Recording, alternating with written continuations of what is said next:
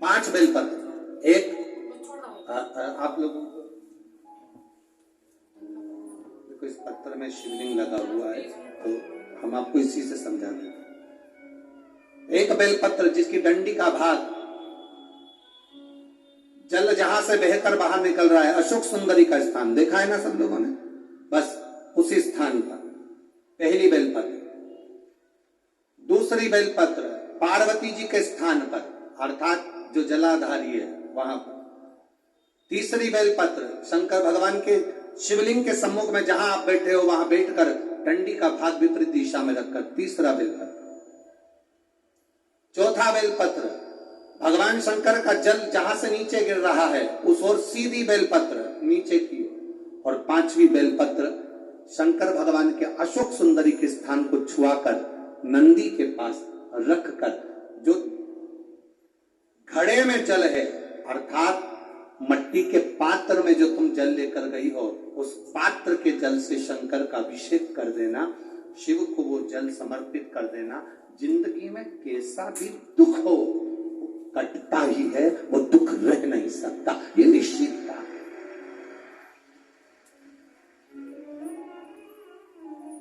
कभी कभी आप लोगों ने नागपुर में ऐसा दर्शन करा कि नहीं करा हमें नहीं मालूम, नागपुर की लीला तो हम नहीं जानते, पर हमारे उधर आज भी होता है। जब बैसाख का महीना आता है, ज्येष्ठ का महीना आता है, गर्मी का समय आता है, तो शिव जी के ऊपर ऐसा ऐसा तिकोना लोहे का कुछ एंगल बनाकर उसके ऊपर मिट्टी का हंडा रख देते हैं। अब यहाँ नागपुर में आप लोगों ने दर्शन करे ना करे वो हमें नहीं मालूम, पर अभी तक चांदी का लगता था, अभी तक सोने का लगता, पीतल का लगता, तांबे का लगता, पर जैसे ही बैसाख का महीना आया, जैसे ही ज्येष्ठ का महीना आया, वैसे ही मिट्टी का पात्र रख दिया जाता, उसमें से बूंद बूंद पानी शिव जी को समर्पित करें। दर्शन यहाँ किसी ने करे, यहाँ रखते हैं लोग, ठीक है।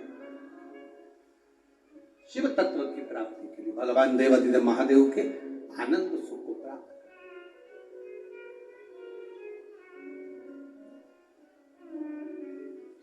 जल, अग्नि, आकाश, वायु, पृथ्वी,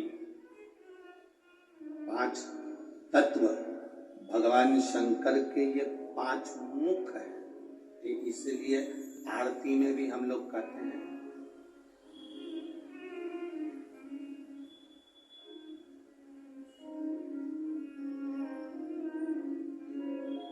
पंचानन बोले पंचानन हंसासन हंसासन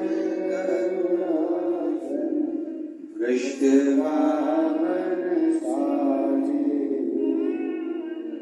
ओम जय शिवा ओंकारा दो भुज चार चतुर्भुज दस भुज अति जोड़े बोले दस भुज अति सोड़े। अब 5 मुख पंचानंद शिव है। जल, वायु, आकाश, अग्नि, पृथ्वी, ये 5 तत्व शंकर के 5 मुख में विराजमान। 5 मुख। शिव की पंचायत में 5 देवता हैं। कितने देव हैं? 5। पहला देवाधिदेव महादेव, दूसरा गणेश जी महाराज, तीसरा भगवान नारायण, चौथा सूर्य नारायण भगवान, और 5वां नंबर पर है मां दुर्गा भवानी अष्टभुजा धात्री मां देवी मां दुर्गा। ये 5 शिव पंचायत में 5 देवता। इनसे बोलिए पंचायत में 5 देव कौन से होते हैं? पहला शिव जी, दूसरा गणेश जी, तीसरा भगवान विष्णु, चौथा भगवान सूर्य नारायण, और 5वें मां दुर्गा भवानी। ये 5 शंकर की पंचायत के देवता हैं। शिव पंचायत में ये 5 रहते।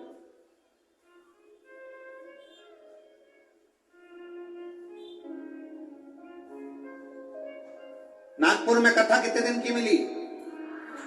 5 दिन की। सावन में जब 5 सोमवार पड़े तो समझ लेना शंकर भगवान की बड़ी कृपा होने वाली है। 5 सोमवार मिल गए सावन के महीने में, मतलब शिव जो श्रावण के महीने में 1 लोटा जल चढ़ाने वाले हैं उनकी मनोकामना पूर्ण होती ही है।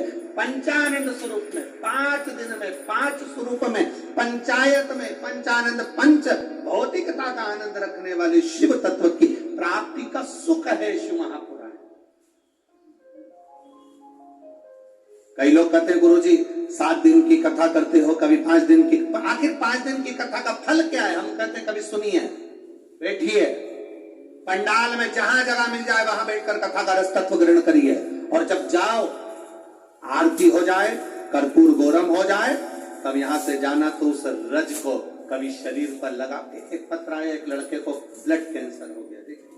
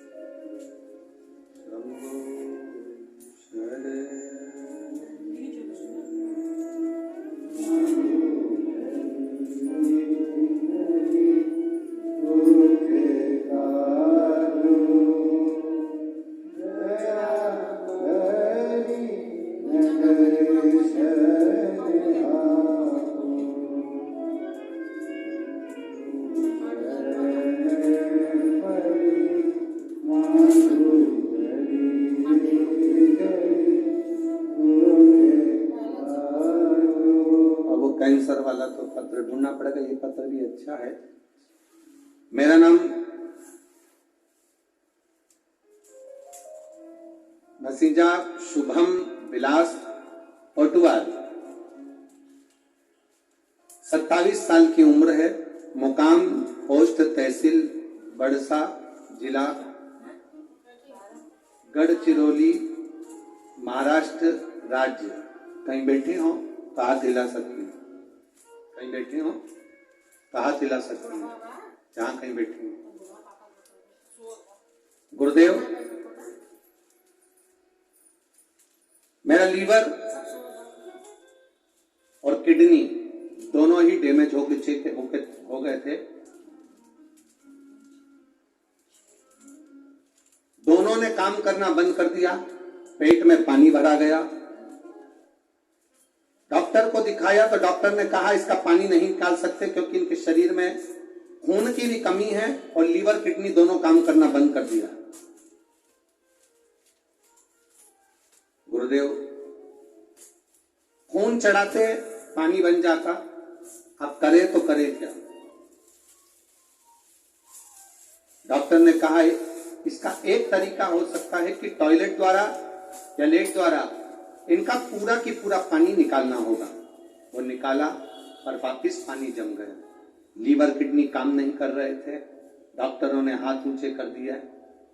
डॉक्टरों का कहना था इसका कोई इलाज नहीं है, आप किसी भी हॉस्पिटल में ले जाओ, बड़े से बड़े हॉस्पिटल में ले जाओ तो इनका किडनी लीवर का या तो बदला जाए तब कुछ काम करे, परंतु इनका कोई फल नहीं है। हम उनको घर ले आए गुरुदेव, किडनी लीवर काम नहीं कर रही। डॉक्टर ने कहा आप ले जाओ, पर मन नहीं माना। हमने दूसरे हॉस्पिटल में उनको भर्ती करा, वहां पर भी इलाज चालू हुआ पर आराम नहीं लगा क्योंकि किडनी लीवर दोनों बेकार हो चुके थे। तब किसी ने कहा कि शिवजी को जल चढ़ाओ, वो जल लाकर इनको पिलाओ और एक बेलपत्र इनके नजदीक में रखो। हमने वही करना प्रारंभ करा। देव अधिदेव महादेव को जल चढ़ाते, वो जल इनको आचमन कराते। बाबा का कृपा का मैं क्या वर्णन करूं गुरुदेव। 2 अक्टूबर 2023 को बाबा की कृपा से उनकी तबीयत में सुधार आना प्रारंभ हुआ और 8 अक्टूबर को बाबा की कृपा से वो ठीक हो गए। बाबा की कृपा से उनका लीवर और किडनी दोनों काम करना प्रारंभ कर दिए। ये शिव तत्व है, ये शंकर योग। कहीं बैठे हो तो हाथ हिला सकते हैं। है क्या? हाँ जी, हाथ दिला दो एक बार। ठीक है, हाथ दिला दीजिए। श्री शिवाय नमस्तुभ्यम। वापिस हाथ दिलाओ एक बार। हाँ, वापिस हिलाइए। श्री शिवाय नमस्तुभ्यम। बैठिए। हर हर शिव तत्व की प्राप्ति इसी को। आप जो शिव पर जल चढ़ा रहे हैं, आचमन कर रहे हैं, शंकर का गुणगान कर रहे हैं, उसका फल खाली नहीं जाता। मिट्टी के पात्र का जल हम देवाधिदेव महादेव को जब समर्पित करते हैं तो उसका फल खाली नहीं जाता, खाली नहीं जाता।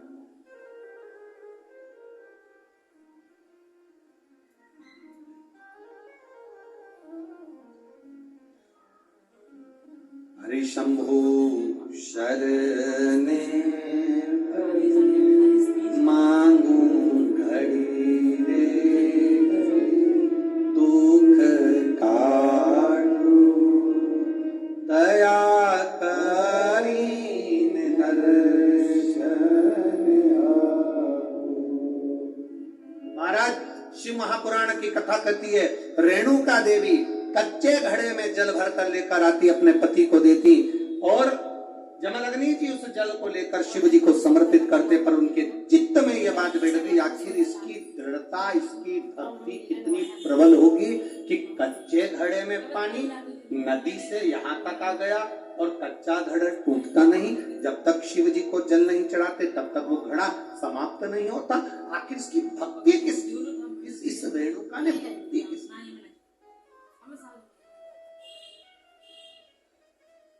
किसकी भक्ति?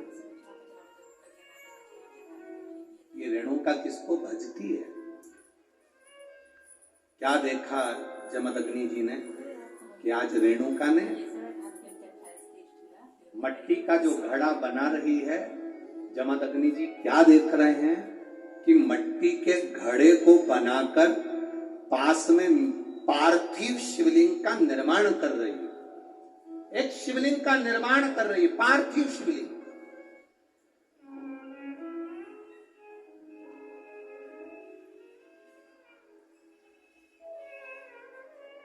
और पार्थिव शिवलिंग का निर्माण कर कर ये करती क्या है?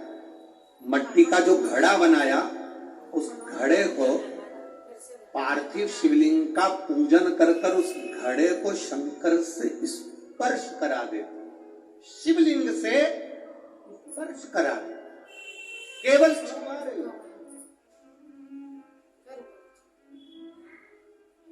थोड़ा ध्यान देना जरा कथा।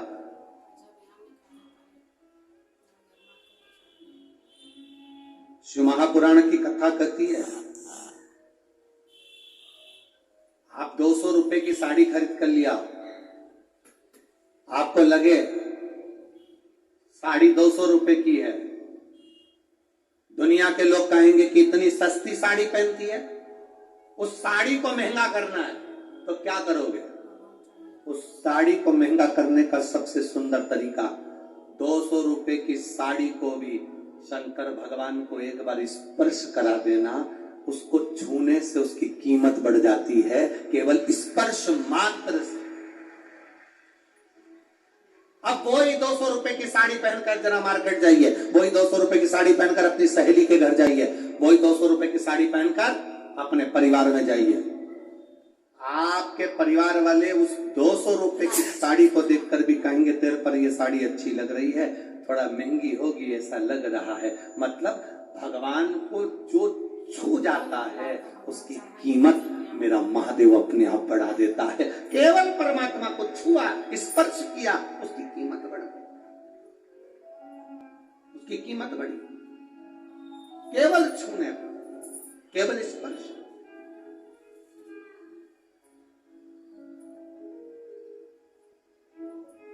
अरे भाई, शिव महापुराण की कथा कहती है, जैसे किसी के यहां कोई मर जाता है तो पूरे परिवार में सूतक लग जाती है। बोलो जी जी सही है कि गलत है? अरे बोलो तो जम के, लगती है ना। परिवार में कोई मर गया, पूरे परिवार को सूतक लग जाती है। जैसे मरने की सूतक पूरे परिवार में लगती है, उसी तरह परिवार का एक व्यक्ति भी अगर शंकर की कथा सुनता है तो पूरे परिवार को पुण्य लग जाता है। पूरे परिवार, एक व्यक्ति भी अगर कथा श्रवण कर रहा है, परिवार का एक कोई मरता है तो पूरे परिवार में सूतक लगती है। उसी तरह हम कोई अच्छा काम करते हैं, शिव जी को एक लोटा जल चढ़ाते हैं, कथा श्रवण करते हैं, भूखे को भोजन, प्यासे को पानी पिलाते हैं, तो उसका जो पुण्य का जो फल है वो किसी एक को नहीं, घर का एक व्यक्ति करता है और पूरे खानदान को उसका पुण्य फल प्राप्त हो जाता है। पूरे खानदान,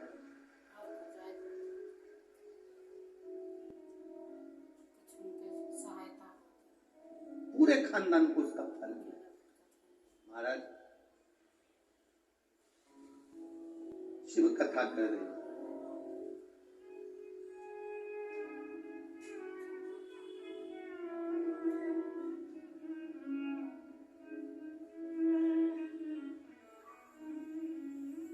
आप जितने भाव से भगवान को रिझाओगे, मेरा देवाधिदेव महादेव उतने भाव से आपके करीब में, आपके करीब, जितने स्नेह से आप रिझाने का प्रयास करोगे, जितने स्नेह से आप उसको पुकारने का प्रयास करोगे, उतने स्नेह से वो आपके करीब में आता है।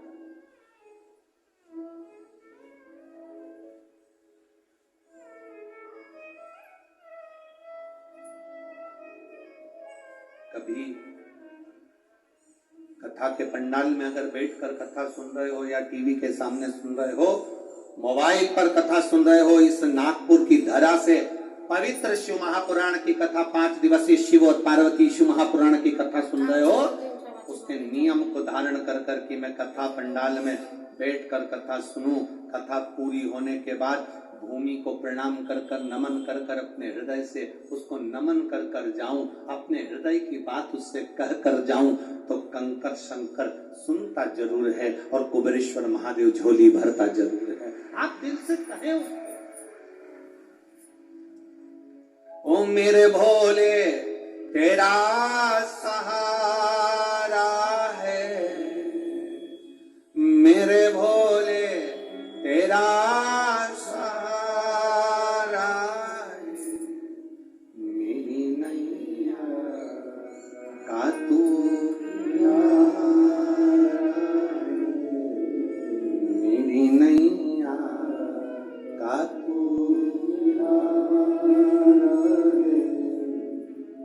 ये तेरी कृपा से, ये तेरी उदारता से मिला, ये तेरी करुणा से मिला।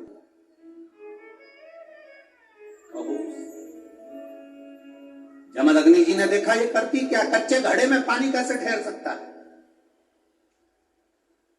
कच्चे घड़े में पानी कैसे ठहर सकता है।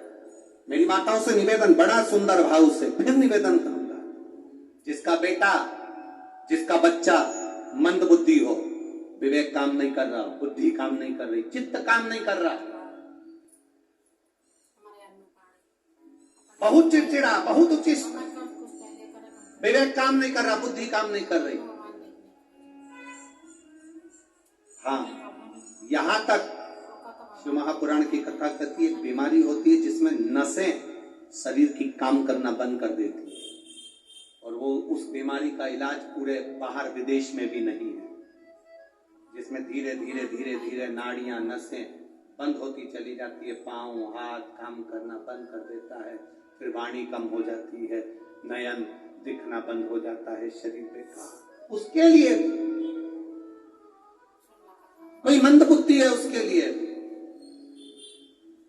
शिव महापुराण की कथा कहती है, हफ्ते 2 हफ्ते में कभी सोमवार के दिन भले मट्टी का बर्तन तुम्हारे घर में नहीं हो, घर में कोरा सा दिया भी हो, कोरा दिया, दिया कोरा मतलब उसमें दीप ना लगा हो, मट्टी का नया दिया, उसमें अगर आपने थोड़ा पानी भरकर रख भी दिया और उसमें गलते गलते वो पानी ज्यादा नहीं भी बचा, 2 बूंद भी बचा है, और वो 2 बूंद भी अशोक सुंदरी वाली जगह पर चढ़ा है, और वही पानी जिसकी विवेक, जिसकी बुद्धि, जो मंद बुद्धि कहा जाता है, उसको अगर बेलपत्री के साथ में वो जल की 2 बूंद भी उसको दी जाए तो वो विवेकवान बनता चले जाता है, उसकी बुद्धि काम करना प्रारंभ करती है। कितना भी मंद बुद्धि हो, पड़ा रहता हो, पड़ा है, मुंह से राग बह रही है, वो बोल नहीं पा रहा, शरीर विग्रह बेकार बिल्कुल, उसके लिए भी ये कार्य करता। शिव पर चढ़ा हुआ मट्टी के पात्र का जल सुख प्रदान करता है। हमारे यहाँ नवरात्रे में जवारे बोए जाते हैं। आप लोगों को इधर बोते हैं कि नहीं बोते मालूम नहीं, हम बोते हैं इधर। मट्टी के पात्र में जवारे बोए जाते हैं, कुंडी में जवारे बोए जाते हैं, मट्टी में गेहूं डालकर जवारा बोया जाता है। उस जवारे की मूलता क्या कहती है, उस जवारे की महत्वता क्या कहती है, क्यों बोए जाते हैं जवारे, उस जवारे की महत्वता क्या है? नवरात्रे में 9 दिन जवारे क्यों बोते हैं, उसको बोने का कारण क्या है? केवल कोई कहे कि हम ठाकुर जी को भजते हैं, भगवान कृष्ण को भजते हैं, कोई कहे हम तिरुपति बालाजी को, नारायण को भजते हैं, कोई कहता है कि हम हरि विठल को, पांडुरंगा को भजते हैं, हमारे यहाँ हाँ हम इनको भजते हैं तो जवारे नहीं बोते। ना ना, पुष्टि मार्गी है, ठाकुर जी की सेवा करने वाला है, उसके यहाँ भी ये 9 दिन जवारे बोए जाते हैं। रामानुज संप्रदाय से जुड़ा हुआ है, नारायण की पूजन कर रहा है, उसके घर में भी जवारे बोए जाते हैं। पांडुरंगा हरि विठल की उपासना कर रहा है, उसके घर में भी जवारे बोए जाते हैं। जवारे का महत्व हमारे यहाँ शास्त्र कहता है। क्या महत्व है उसका, क्या फल है उसका? महाराज,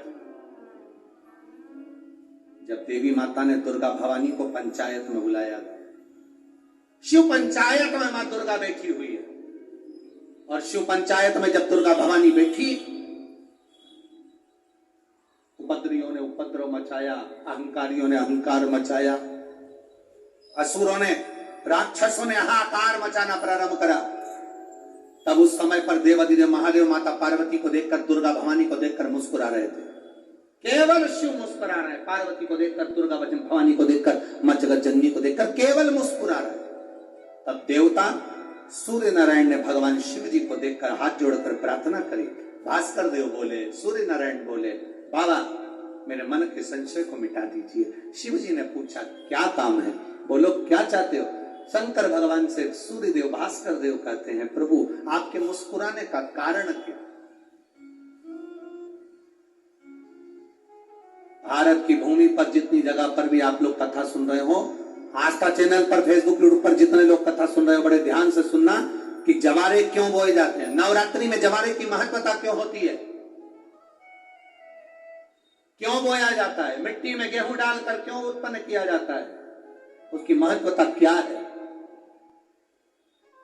सूर्य नारायण पूछ रहे हैं भगवान देवाधिदेव महादेव से, आप दुर्गा भवानी को देखकर मुस्कुराए, आप हंसे हैं, आपके चेहरे पर प्रसन्नता आई है,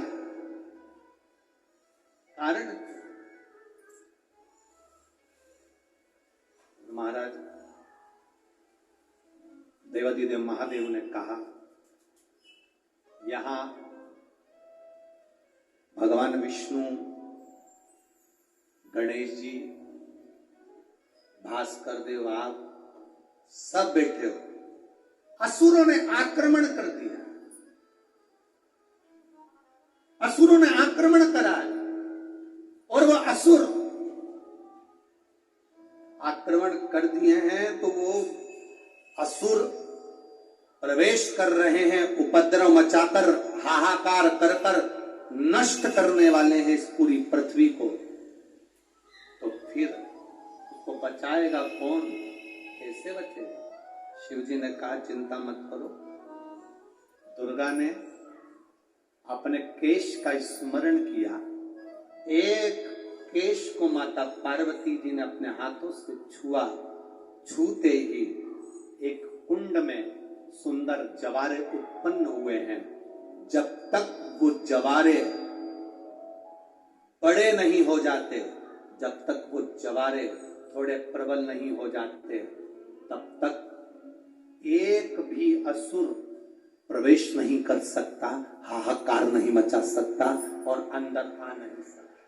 शिव महापुराण की कथा कहती है, जवारे जिसके यहाँ बोए जाते हैं, जवारे का, आप लोग कहते हैं कहीं पर देवी जी बैठी हैं, किसी के यहाँ मिट्टी की मूर्ति आई, 21 फीट की, 41 फीट की, 15 फीट की, 10 फीट की, 25 फीट की देवी जी की प्रतिमा स्थापना हुई, लोग कहते हैं हम देवी जी का दर्शन करने जा रहे हैं, दुर्गा जी का दर्शन करने जा रहे हैं। शिव महापुराण की कथा कहती है वो दुर्गा जी का दर्शन नहीं, देवी का दर्शन नहीं। नवरात्रे में जहां जवारे बोए जाते हैं वहां मात्र आप पांव रखते हैं तो अपने घर में से क्लेश दूर हट जाता है, अहंकार दूर हट जाता है, अभिमतता दूर हट जाती है, तकलीफें दूर हट जाती है। जिसके घर में जवारे बोए जाते हैं वहां से अहंकार, काम, लोभ, आसक्ति, वासना, तृष्णा और दुख, तकलीफें दूर हट जाती है। जवारे का मूल का तत्व आनंद होता है। महाराज उसको समझने वाला समझ सकता है। रेणुका घड़ा बनाकर शिव जी का स्पर्श कर रही है, केवल स्पर्श, मट्टी के पात्र में डाला जाता है स्पर्श मात्र, सहज नहीं है शिव। उसकी भक्ति बड़ी क्योंकि उसके मस्तक पर गंगा विराजमान है और वो साधारण कृपा करने वाला नहीं, दुनिया को अमृत देने वाला है। शिव अमृत प्रदान करता है। और कितनी सुंदर है माँ तेरी नगरी, भोले पैदल चले कितनी सुंदर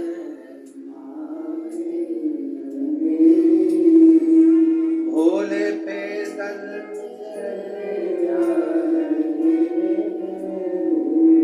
उनके मस्तक पे गंगा विराजे, उनके मस्तक पे गंगा विराजे, गंगा बहाते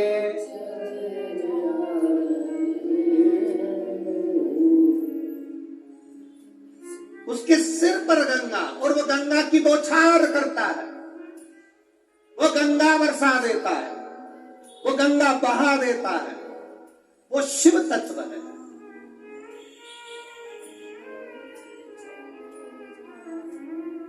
उनके मस्तक पे गंगा विराजे, वो गंगा बहाते चले, कितनी सुंदर है माँ तेरी नगरी, कितनी सुंदर है माँ तेरी नगरी, भोले पैदल चले कितनी सुंदर है माँ तेरी नगरी, भोले पैदल चले। दोनों हाथों से बाहर वाले भी बड़े भावों के साथ, सुंदर है माँ तेरी नगरी, कितनी सुंदर है माँ तेरी नगरी, भोले पैदल चले आ रहे, भोले पैदल चले आ रहे।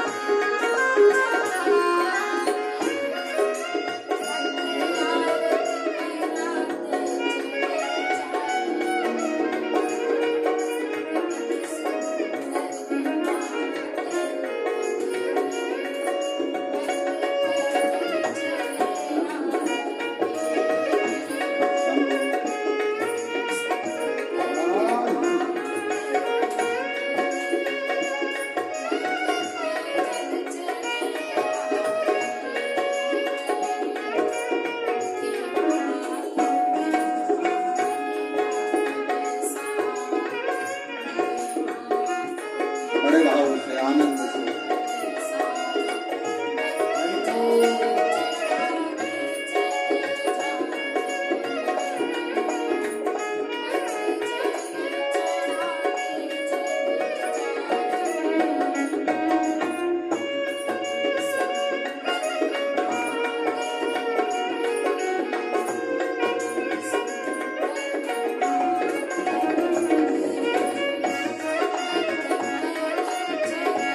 पीछे वाले भी दोनों हाथों से।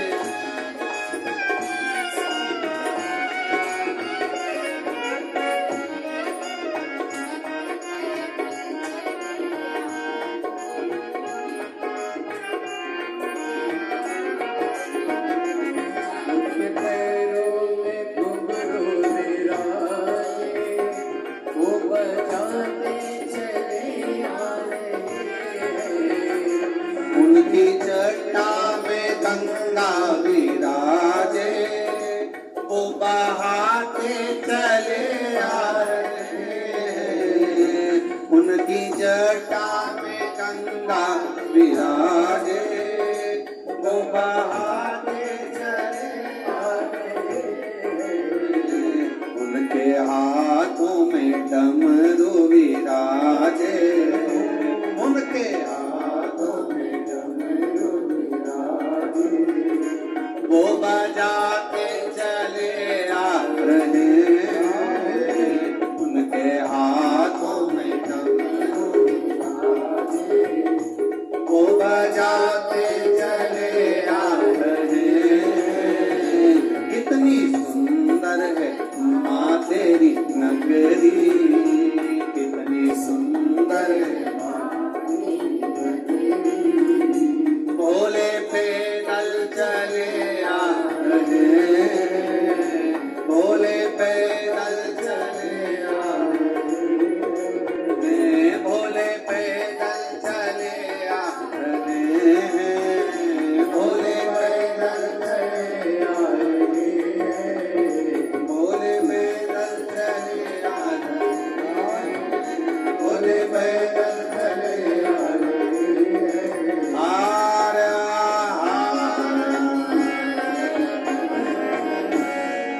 अपने स्थान पर बैठकर बाबा देवाधिदेव महादेव से अपने हृदय की बात बड़े भाव के साथ, जहां जगह मिले वहां बैठे, बड़े भाव के साथ विराजमान होकर बाबा से दिल से प्रार्थना करिए, भाव के साथ में बोलिए।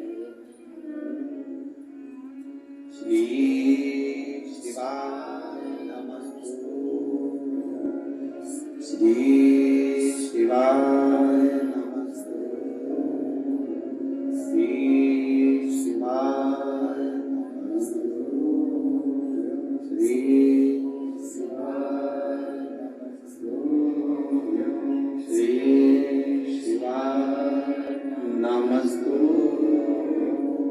भोला सब दुख काटू, ओ भोला सब दुख काटू। शिव शंकर जब तेरी माला, भोले बाबा जब तेरी माला, भोला सब दुख काटू। ओ भोला सब दुख काटू। वैश्य मंगल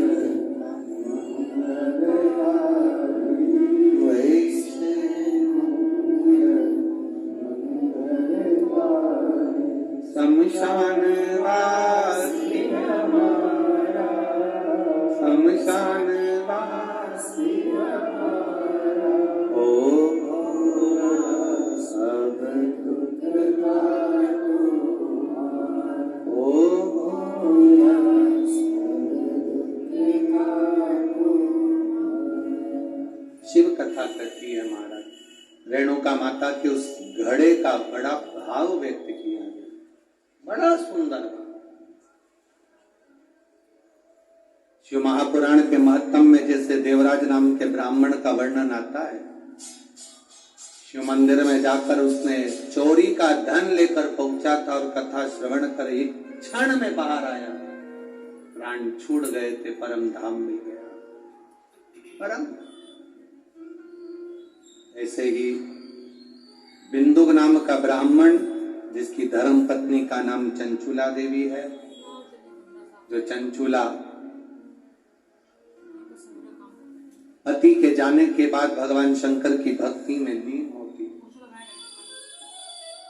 शिव भक्ति में लीन, और शिव भक्ति में लीन होकर चंचुला देवी तुमरुका जी से शिव महापुराण की कथा के महत्व को जानती है। कथा सुनने के लिए देवाधिदेव महादेव स्वयं जाते हैं, पार्वती मैया स्वयं पहुंचती है। ऐसी पवित्र पावन तुमरुका जी का चरित्र एक कल की कथा में एक प्रसंग लेंगे।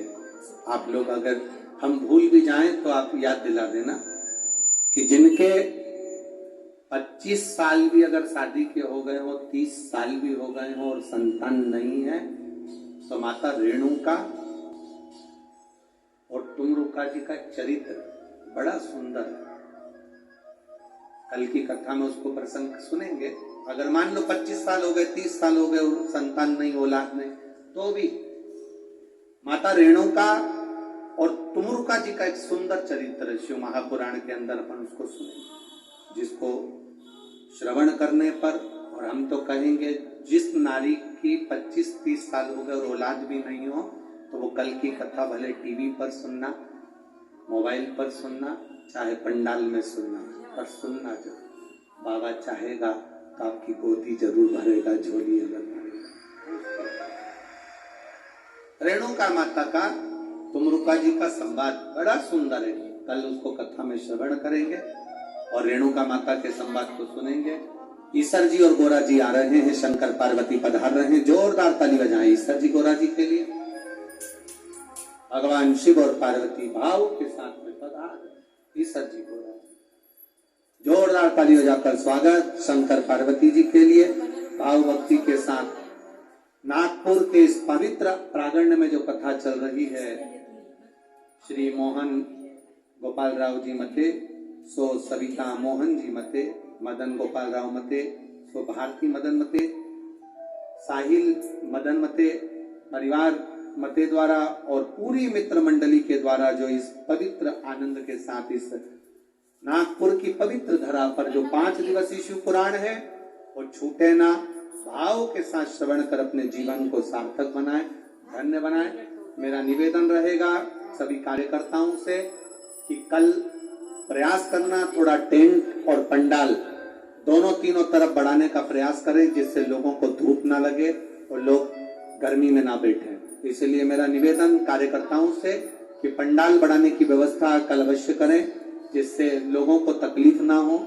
और आप लोगों से निवेदन है, कोई भी सोने की रकम, चेन, मंगलसूत्र सोने का, कोई अंगूठी, कोई घड़ी, कोई भारी मोबाइल, कोई महंगा सामान लेकर कथा में नहीं आएंगे। कोई सामान अगर आपका चोरी जाता है, उसके जवाबदार आप स्वयं होंगे। शिव महापुराण में बार बार आपको कहा जाता है कि कथा में आओ तो सोने का सामान पहनकर बिल्कुल मत आइए। भाव भक्ति के साथ में यहाँ से जाना तो धीरे धीरे जाना, अपनी गाड़ी घोड़ा धीरे धीरे चलाना, जिससे